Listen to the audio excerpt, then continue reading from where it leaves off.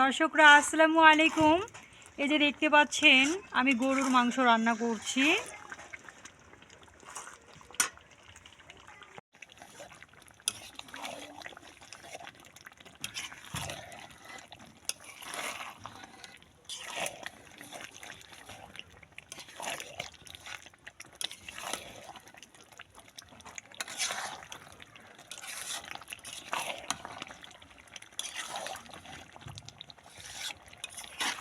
একদিনই তো মানুষ খাবে।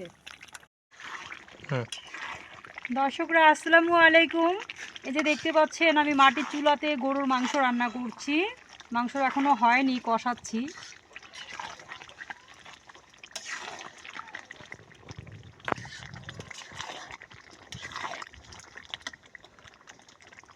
মাংসটা তুলে দেখো।